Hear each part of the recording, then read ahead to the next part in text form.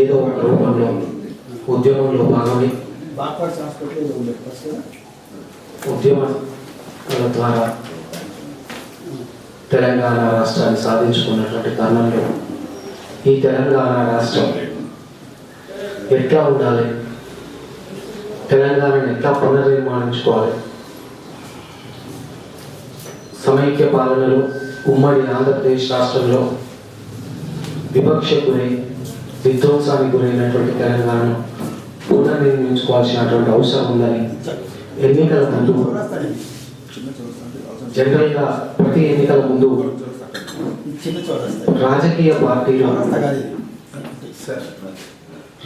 పార్టీలు తమ మేనిఫెస్టోను విడుదల చేస్తారు. కానీ మొదటిసారి తెలంగాణ రాష్ట్రంలో ఎన్నికల ముందు ప్రజా సంఘాలు, సంస్థలు, వేదికలు అన్నీ కూడా ఈ తెలంగాణ ఎట్లా ఉండాలి, తెలంగాణకు అసలు ఏం కావాలి, తెలంగాణలో సపరేట్ వర్ణాలు సకల జనాలు ఏం కోరుకుంటున్నారు అనేటటువంటి అంశాన్ని ప్రజా ప్రణాళిక ద్వారా, పీపుల్స్ మేనిఫెస్టో ద్వారా ప్రతి వేదిక కూడా ఒక కరపత్రాన్ని, ఒక చిన్న పుస్తకాన్ని మీటింగ్ పెట్టి ఆమోదించడం జరిగింది. ఇటువంటి సందర్భంలో ఇప్పుడు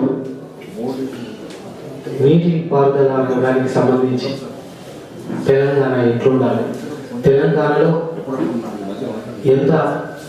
ఎటువంటి రిసోర్సెస్ ఉన్నాయి, వాటర్ రిసోర్సెస్, మనకు ఉన్నటువంటి ప్రాజెక్టులు ఏంటి, వాటిని ఎట్లా వినియోగించుకోవాలి, మైనర్ ఇరిగేషన్ ఎట్లా ఉపయోగించుకోవాలి, ప్రభుత్వం చెరువులను పునరుద్ధరిస్తామని చెప్తున్నారు, కొలుసుకట్టు చెరువుల పునరుద్ధరణ ఎట్లా సాధ్యమవుతుంది, ఒకవైపు ప్రభుత్వం మన ఊరు మన ప్రణాళిక, మన జిల్లా మన ప్రణాళిక అంటుంది.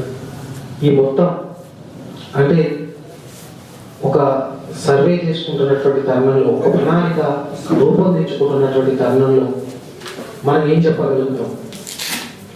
ప్రభుత్వ శాఖల్లో పనిచేసినటువంటి ఇంజనీర్స్ వివిధ ప్రణాళికల్లో, వివిధ ప్రాజెక్టుల్లో ప్రధాన పాత్ర వహించినటువంటి ఇంజనీర్స్ను మనం ఈ చర్చా కార్యక్రమాన్ని పిలవడం జరిగింది.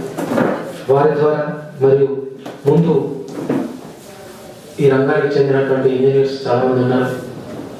మొదట ఇక్కడ ఉన్నటువంటి ఇతర స్పీకర్లు మాట్లాడతారు. ఆ తర్వాత ముందు నుంచి